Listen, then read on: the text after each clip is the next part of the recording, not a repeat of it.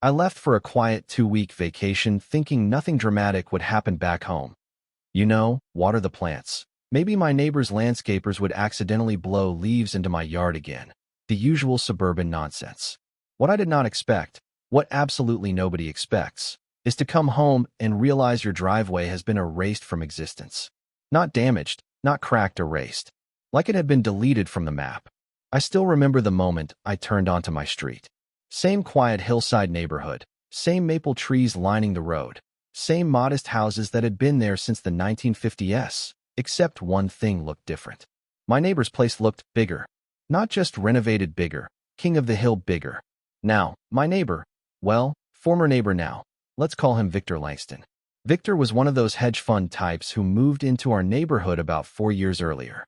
The kind of guy who didn't just renovate a house, he turned it into a personal monument.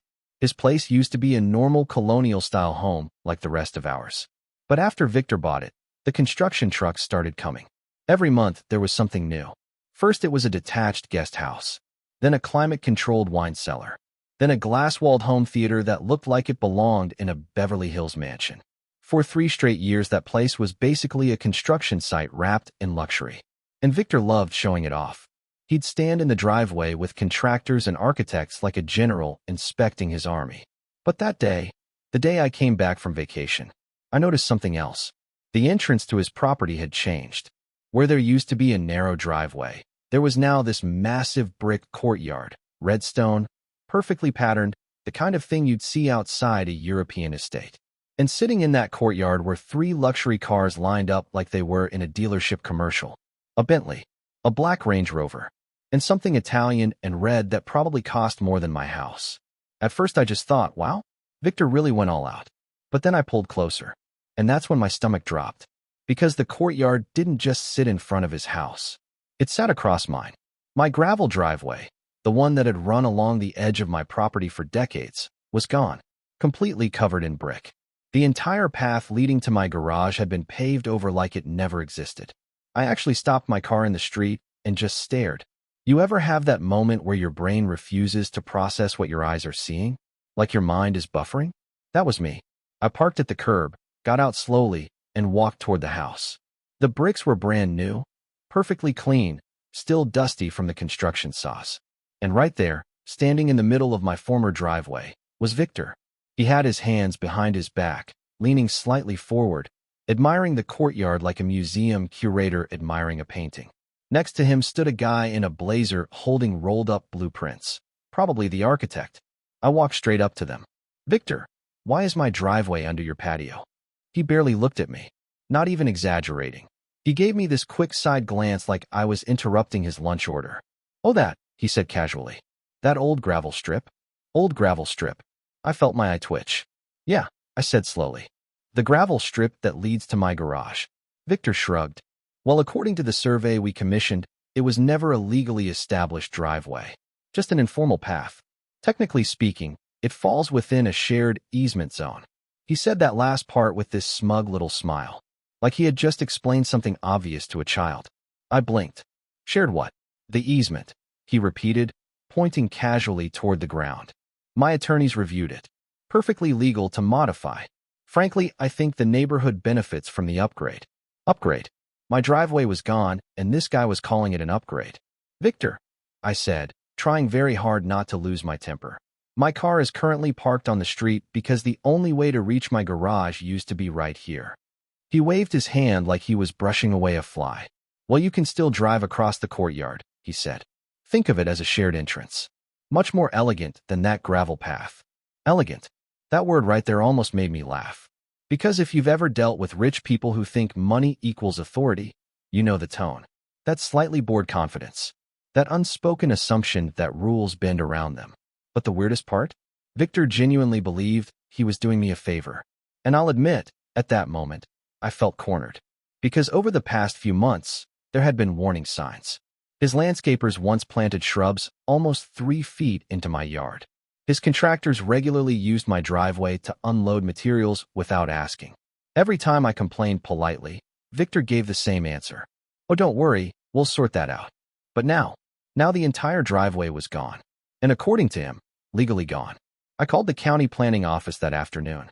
The woman on the phone sounded tired before I even finished explaining. Sir, Mr. Langston's legal team has already submitted multiple documents regarding that easement. Our department is reviewing them. How long will that take? I asked. She hesitated. A few weeks, possibly longer. Weeks. Meanwhile, my garage was blocked. My driveway was a luxury courtyard for someone else's sports cars.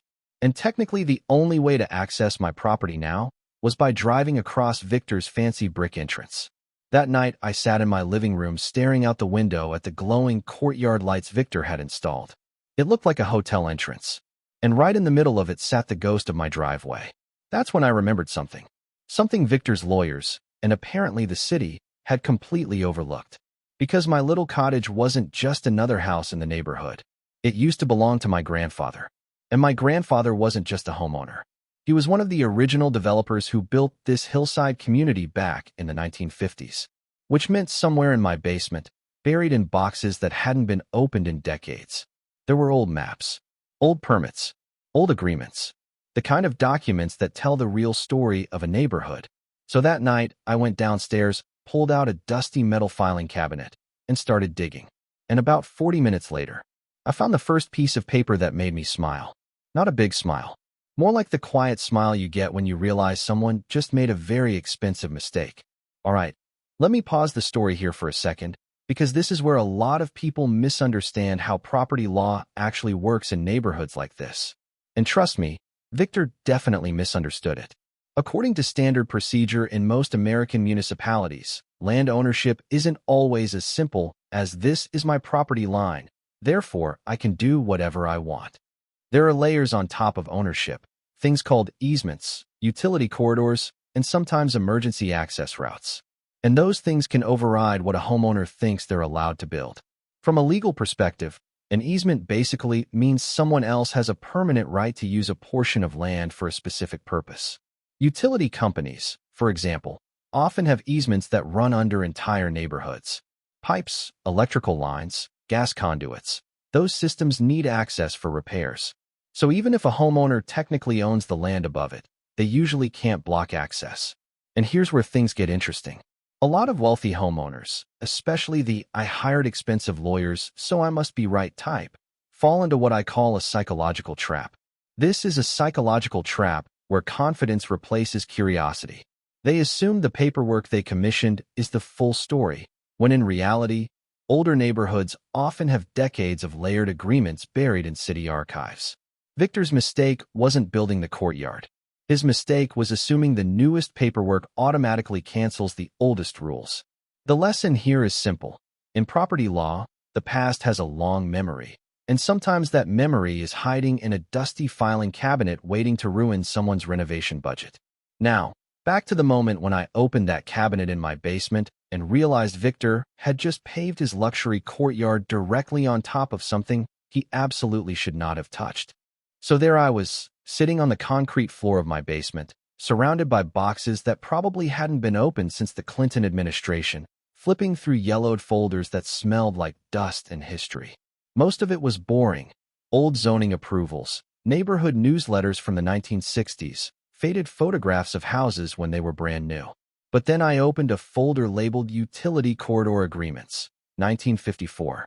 And right there, printed on a large subdivision map, was a thick shaded line running across several properties, including mine and Victor's. I leaned closer. That shaded strip ran exactly where my driveway used to be and continued straight through the middle of Victor's brand new brick courtyard. Now here's where things got interesting.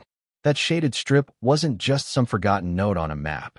It was labeled Primary Utility Access Corridor, meaning under that ground, right beneath those shiny red bricks Victor was so proud of, there were major service lines running through the neighborhood. Water mains, gas lines, electrical conduits, the infrastructure that powered half the hillside. And according to the agreement stapled behind the map, the utility companies had something very important: permanent access rights. Not optional access, permanent. Which meant if anything ever needed maintenance, repair, inspection, or upgrade, the utility companies could legally tear up whatever was built above it. Driveways, patios, landscaping, even buildings. And then I noticed something else. Another map, This one from the county fire department archives.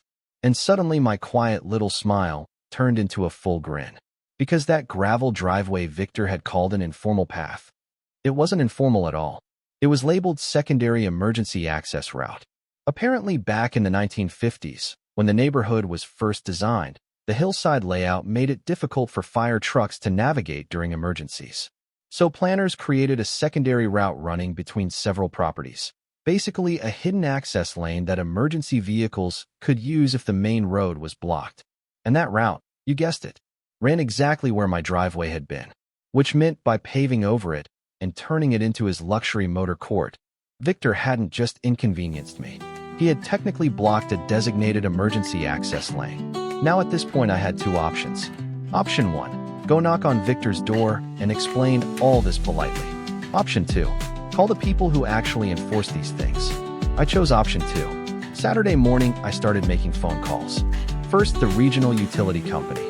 I explained that I believed a major utility corridor might have been obstructed by recent construction. The woman on the phone immediately perked up. Do you have documentation? Oh, I had documentation.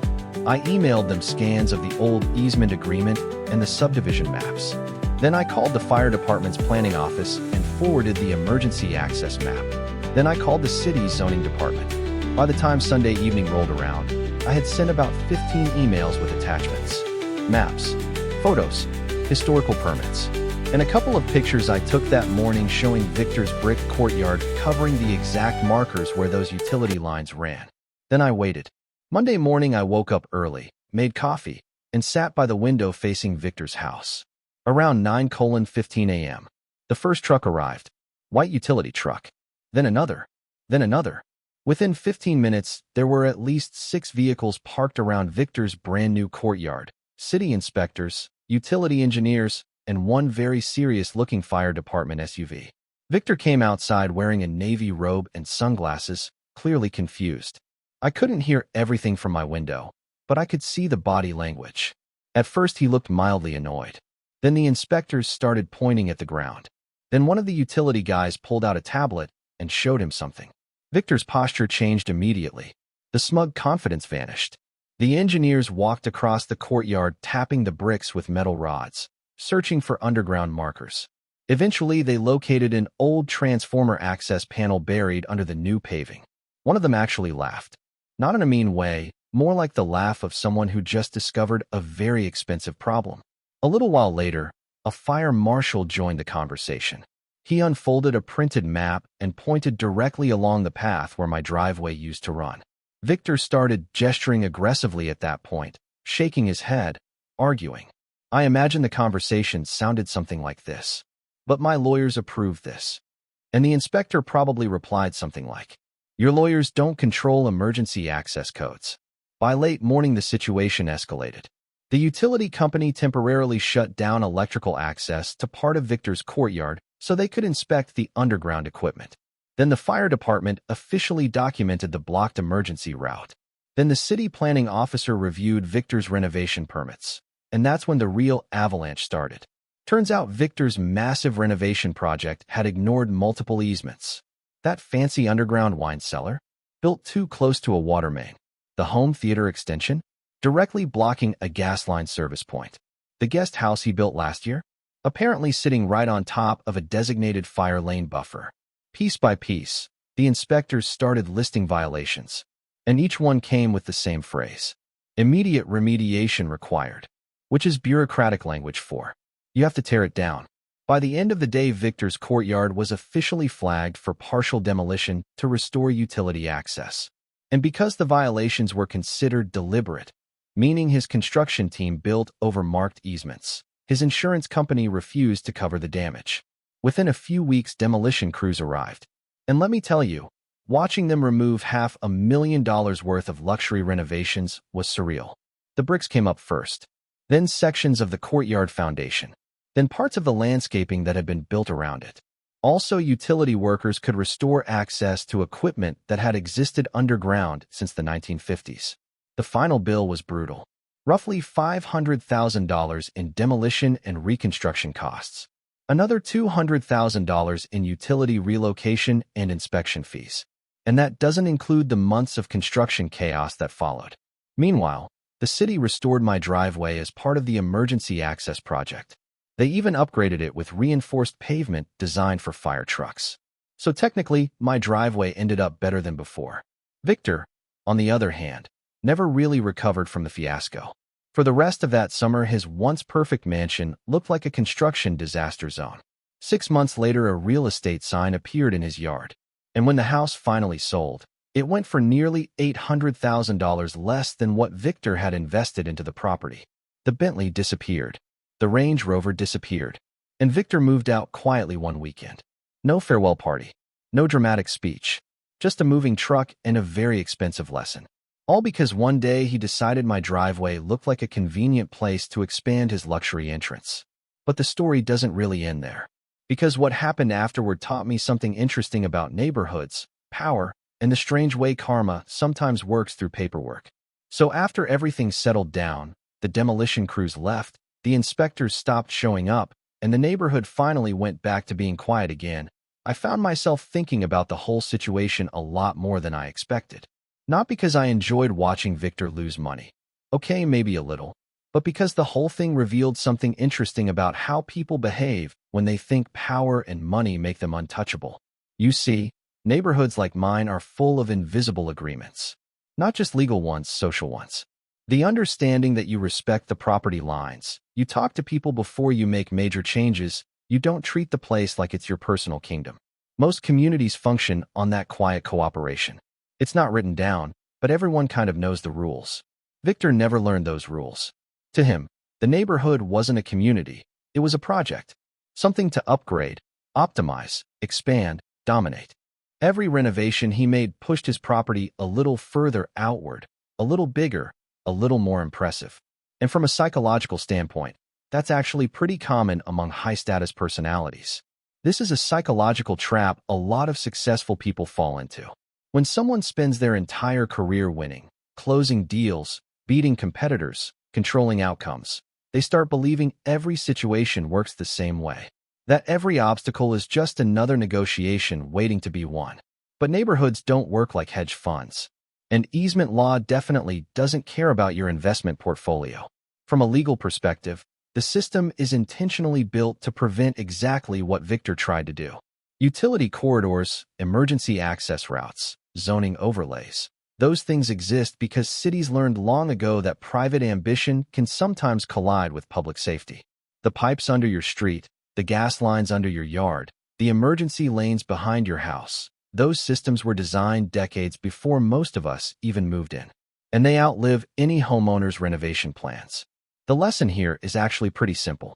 Never assume that the newest document is the most important one.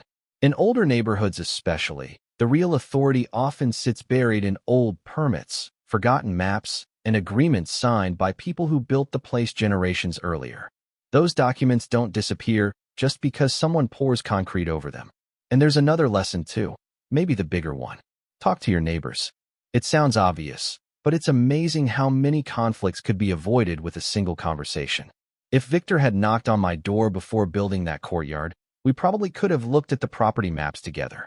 I might have told him about the old developer documents in my basement. The entire disaster, the demolition, the fines, the massive financial loss, might have been avoided by a 10-minute discussion over coffee.